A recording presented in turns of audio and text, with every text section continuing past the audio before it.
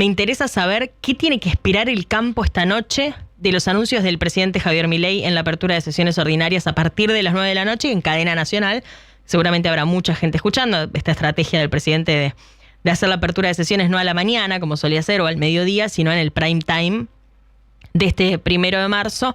Bueno, vamos a ver qué tiene el presidente para anunciar cómo va a plantear la agenda legislativa. La verdad es que cerró el 2025 y si querés las extraordinarias las tomamos dentro del 2025 con una agenda legislativa y éxito en la estrategia legislativa del gobierno. Bastante bien. La verdad que sí. En la cosecha de las extraordinarias, teniendo en cuenta que aquellas normativas más polémicas, como muchas de las que se dieron aquí, se quisieron tratar en el año ordinario y chocaron con otros intereses y muchas de ellas no prosperaron, cosa que sí ocurrió finalmente en unas extraordinarias que coincido con vos, Caro, el balance es muy positivo para el gobierno. Lo tenemos a Teo Sorraquín, que es consultor. Hola Teo, ¿cómo estás? Acá Carola, Tomás, Sofía, buen día. Hola Carola y equipo, buen día. ¿Cómo estás? Gracias por charlar con nosotros. Queríamos entender el clima del negocio agropecuario y sobre todo el de la agricultura, que es el que está esperando novedades, me da la sensación, en función también de los últimos rumores que han rondado durante todo febrero. Yo hablaba hace un ratito de esos rumores, más fundados, menos fundados, pero se había generado un poco de expectativa sobre lo que puede anunciar el presidente esta noche. ¿Me haces una radiografía del negocio agropecuario del primer día de marzo del 2026? Digamos, vamos corto. Viste que cuando uno habla de cómo está el negocio, hay que mirar en qué personas, en qué zona, dónde, ni hablar. Cómo estás de clima. Depende. No, claro, porque por ahí... Y un poco depende, porque si no parece que uno es un profeta que puede hablar de todo un sector que es tan heterogéneo, divertido y diverso. Ahora, si vamos al gran pantallazo, vos tenés hoy una agricultura que está tratando de cerrar después de una fina que fue buena, tratando de cerrar una gruesa que climáticamente viene diversa. Pareciera que si miramos la Argentina como un único campo, los rindes vamos a estar en producciones razonables, con algunos agujeros en algunas zonas por sequía, básicamente, con precios mediocres, con un tipo de cambio que podríamos definir como quieto, atrasado, adjetivémoslo. Ahora con todo este tema de la guerra y compañía, o otra guerra más, digamos, que no sabemos cómo puede impactar, pero digamos todavía eso no llegó a los escritorios hoy domingo, mañana lunes veremos. Pero hoy tenés un negocio agrícola mediocre, un negocio ganadero que está casi en su mejor momento después de mucho tiempo, incluido la cría, que siempre decimos que es como el patito feo. Sí. Y en esa tercera pata, por lo menos de las que yo manejo, que es la lechería, que está pasando una foto muy, muy fea, que empieza a haber alguna señal que revierte, pero que venís hace 6, 7 meses con un precio que se quedó clavado en el mismo lugar.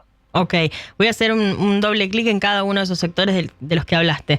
La agricultura, entiendo que inclusive en campo alquilado vengo charlando con empresarios que me dicen, bueno, la cosa viene muy bien, los rendimientos están por encima de los promedios, bastante despegados de los promedios, están muy bien. Sin embargo, el resultado económico en campo alquilado por el costo de los alquileres está muy, muy difícil. Y no sé, me corregí si no es, pero entre el 65 y el 70% de la agricultura argentina hoy se está haciendo en campo alquilado. Ese negocio, ¿con qué puede revertir? Porque vos hablabas de con qué puede revertir esa foto, digamos, porque vos hablabas del tipo de cambio estancado, que el gobierno no tiene en miras, o al menos no lo dice, cambiar ese esquema. Y en definitiva, la cuestión de los alquileres será una cuestión de mercado. Ya hay muchos que están pensando en achicarse un poco en hectáreas para ver si logran revertir eso de cara a la próxima campaña. ¿Cómo se cambia eso? ¿Solamente aparecen las retenciones como salvación? Retenciones, ingresos brutos, impuesto al cheque, digamos, lo que le afecta a gran parte lo que le afecta a gran parte de la producción de cualquier sector de la Argentina es la presión fiscal. Las retenciones yo le asignaría mucho más importancia que lo que para algunos sectores es el enemigo perfecto, que es el valor del arrendamiento, ¿no? Cuando digo esto, lo digo porque a veces existe como una tentación en un pequeño sector del agro y en un sector de la política que es metamos los dedos en el mercado de arrendamientos, no puede ser, hay que obligar a que duren 3 años, no toquen nada que lo van a romper a una cosa que funciona.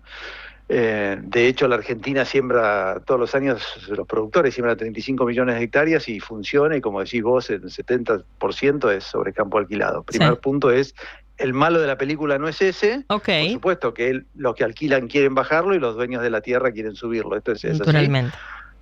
pero hay por suerte por ahora un mercado, diría, de competencia casi perfecta. Entonces te diría que es reforma fiscal, y en algún punto es que hasta que no mejoren los precios hay que acostumbrarse a que tenemos un negocio de renta más escasa, muy dependiente de rendimiento, con rentas en el Excel positivas, y después ahí depende cómo te cayó la ficha del agua, ¿no? Que creo que sacando los sectores que tenemos riego, dependiendo de la lluvia, es ahí donde se te termina de armar el resultado. Excelente. Me meto en el... Perdón, te agrego una cosita más, la única, sería costo del dinero. El costo del dinero, que hoy vamos con un riesgo país de 500 y pico de puntos, es difícil apuntar a financiamiento medido en dólares del 9-10%, abajo de eso es difícil, abajo del 35% en pesos. Si eso se lograra acomodar, y eso depende de la macro, lo que creo que vamos a lubricar mucho mejor cualquiera de estos sistemas productivos de los que estamos hablando. Excelente. Me meto en la ganadería, recién lo mencionabas, uno de los mejores momentos del último tiempo, recuperándose después de muchos años de restricciones de todo tipo y color que frenaron mucho, inclusive se nota en los datos de stock de la ganadería argentina, inclusive tienen que ver con esta escasez de hacienda que se ve. Pero una buena racha de precios que está generando inversiones, se ve movimiento económico alrededor de eso. ¿Va a ser sostenido? ¿Hay algo que diga que el negocio va a seguir mejorando? Si vos lo mirás fríamente, y acá creo que los analistas se equivocan o no, nos equivocamos todo el tiempo, vos decís, bueno, mira, pareciera que tengo un par de años de ganadería, por lo menos claramente arriba de la media, por 2-3 razones. Primero, un mundo que está demandando carne vacuna, una Argentina que ha demostrado que es bastante inelástica la caída de consumo, o sea, los 45-50 kilos siguen estando por habitante por año. Un gobierno que no te amenaza con, si hubiera pasado con otros, con intervenir en el mercado, cerrar exportaciones, cerrar linears o lo que fuere, o sea, tenés un mercado bastante abierto por ese lado, y nuestros competidores principales, digamos Brasil y Australia si se quiere, también con pequeñas reducciones de stock como estamos nosotros, con lo cual puede haber menos oferta de carne al mercado. E insisto, mercados como Estados Unidos, ahora con este nuevo convenio, etcétera, digamos, si bien es pequeño para el mundo, para nosotros tracciona, China sigue traccionando, con lo cual mirás la foto y decís, che, salvo que me aparezca un cisne negro, no sé, una vaca loca, una aftosa, todo indica que tenés un poco de resto, tenés hilo en el carretel para tirar un par de años con un negocio arriba del promedio. Excelente. La lechería y esta foto más complicada que mencionabas, inclusive veía noticias esta semana de caída de facturación en general en la producción, en los tambos en realidad. ¿Con qué tiene que ver? Porque muchos, cuando levantábamos alguna alerta, inclusive en los medios, muchos nos escribían durante el verano y nos decían no se preocupen, es algo estacional, no hay tal problema. ¿Es tal el problema? Yo diría que no es estacional, sí que es cíclico, pero no es estacional, no es que pasa el verano y estamos, me parece que esto pinta un poco más. El dato clave es el precio, o sea, el precio que se clavó acá, que bajó a nivel internacional, con algún sector de la industria, que también en el sector de la industria frigorífica algunos ruidos hay, algún sector de la industria que está más complicada, un poco más complicada para exportar, y que hay mucha leche en el mundo. Pensá que Argentina, en un negocio que no cerraba bien, produjo un 10% más de leche el año pasado y probablemente produzca entre un 3 y un 5% más de leche. Yo creo que esto los gobiernos lo saben, como decir, bueno, donde el negocio no cierra, estos dementes lo que hacen es aumentar la producción, digamos, contra la lógica que uno pensaría.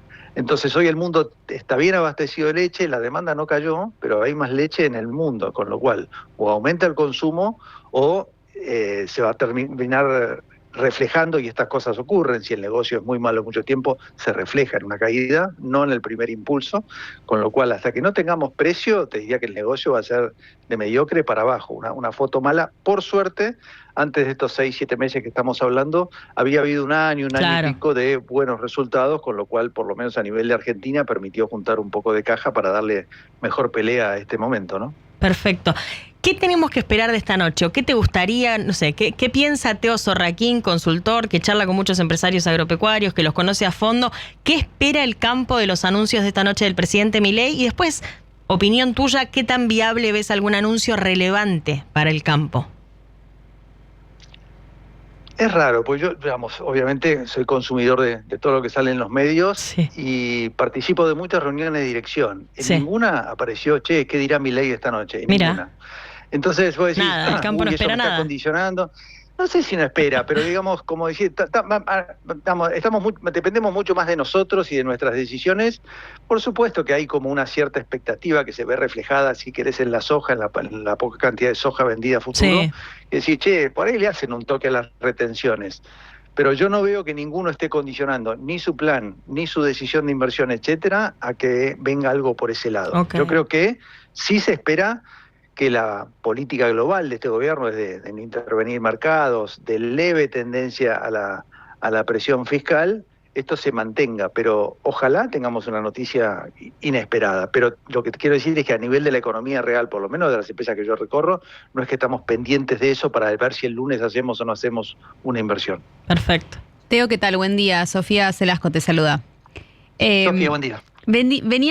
Estaba leyendo una nota que escribieron sobre un panel que diste sobre negocios y justamente sistemas agrícolas sustentables. Y quizás me corro un poco el foco, pero pensaba en que hace bastante venimos dando muchas notas, lo viene haciendo acá Tomás en el programa, sobre empresas que tienen problemas de pago, digamos, muchas. Sí. Y vos hacías esa distinción entre empresas y compañías y hablabas un poco de esa crisis. No sé si es una cuestión de una fijación de que ahora que están estas noticias cada vez quizás las buscamos más o estamos más atentos a cuando eso sucede, pero ciertamente estamos hablando de un montón de crisis de complicaciones para completar los pagos en la cadena, empresas que anuncian que tienen un periodo de quiebra hecho, digamos. ¿Cómo ves esas situaciones en ese panorama y por qué haces esa distinción entre compañía y empresa? A ver, creo que, sinceramente no me acuerdo dónde dije la distinción, es una buena pregunta, debo estar grande ya, en qué sector lo dije, pero digamos lo que se empieza a ver a nivel de las compradoras, a nivel de la industria, digamos, sí. Si querés, che, acá hay olor a quemado, ¿por qué? Si la ganadería está bien, la lechería no venía sí. mal, bueno, y esto creo que tiene que ver con que empieza a haber un cierto riesgo en la cadena, todavía no generalizado. A nivel de productores lo mismo, hay empresas que arrastran un poco de problemas, hay empresas de industria que se sobreestoquearon esperando un resultado electoral distinto y realmente el año pasado fue durísimo porque había sobrestocks que tuvieron que malvender para hacer caja y eso solamente se corrige con el tiempo. Aquellas que quedaron vivas, que por suerte son muchas, van a tener que reacomodar su estructura de costos a los nuevos valores, al nuevo tipo de cambio, etcétera. Lo que sí estamos viendo, esto es lo que yo lo escuché a Ricardo Arriazu, pero también lo dice Schumpeter, que es la destrucción creativa, que es un lindo concepto, que es decir, che, no, en estos procesos de cambio primero se destruye y después se construye. Digo, conceptualmente es perfecta en la medida que no te tocó a vos ser el destruido, ¿no? Entonces creo que hay una parte de eso que, si querés, llevándolo a esta distinción que debo haber hecho de compañías y empresas, es decir, va a haber que comportarse muy profesionalmente porque no hay pocas cosas que vienen dadas, digamos, ¿no? Hoy antes era alquilar 100 hectáreas más, que seguro que te va bien, hoy ya esto no es así. Hoy decís, bueno, che, qué bueno está el negocio ganadero, me quiero ampliar. Bueno, espera, tengo la gente, tengo la caja. Hoy el financiamiento a estas tasas tiene que ser una cosa mucho más quirúrgica y no tomar créditos en forma masiva. Entonces creo que lo que nos está obligando es yo creo que el sector es muy profesional, pero a veces el profesionalismo cambia de piel. En algún momento ser profesional implicaba estar estoqueado, manejarte con créditos que se licuaban en el tiempo, y hoy es exactamente opuesto. Entonces requiere como una dinámica de cambiarte las zapatillas rápidamente para poder correr la carrera correcta.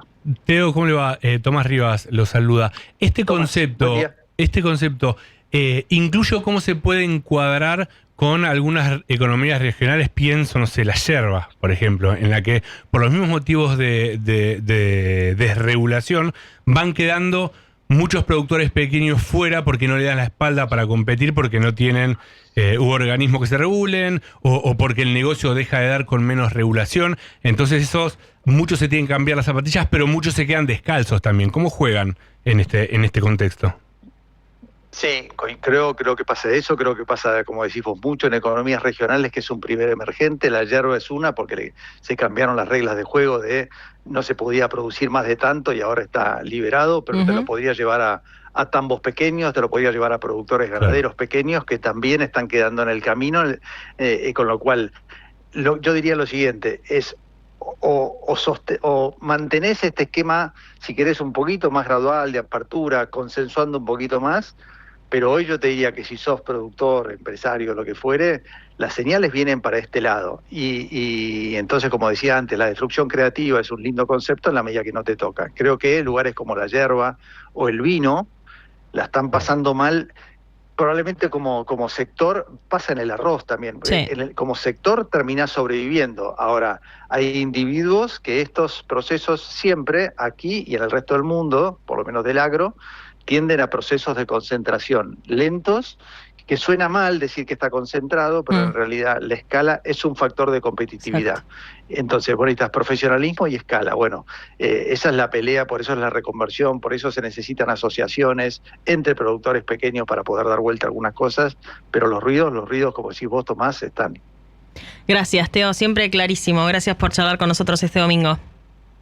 Carola, Tomás, Sofía, muchas gracias. Abrazo. Ahí estaba Teo Sorraquín, consultor, pantallazo de varias actividades agropecuarias, algunas muy bien, otras más justas, digo, el caso de la agricultura, con precios mediocres, el dólar estancado, los alquileres, él decía, caros, pero en definitiva tiene lógica y está bien el mercado, no toquen esto, que funciona, la ganadería muy bien como decíamos, otros sectores como sin escala, como recién mencionaban, más complicados, y la lechería que vuelve a haber números y probablemente volvemos a asociar la palabra crisis a lechería en unos meses otra vez. Un cuento repetido, una historia repetida, pero clarísimo el análisis que hacía Teo, que decía, bueno, hay empresarios que no esperan nada de hoy. Eso me quedó por preguntarle. A mí me pasa que después se desvió la charla. ¿Qué pasa si efectivamente no se nombra al campo? Como ha pasado en varios discursos de Milei. Si eso sería una sorpresa, si sería un malestar o no. No lo sabemos. Vamos a ver, mañana lo charlamos. Hoy les mando un mensajito a todos a ver qué opinan. Dale, a 10 de la noche les mando todo a todos. whatsappeando por el grupo. Excelente. Vamos a la tanda y ya venimos que hay Rivadavia Agro hasta las 10.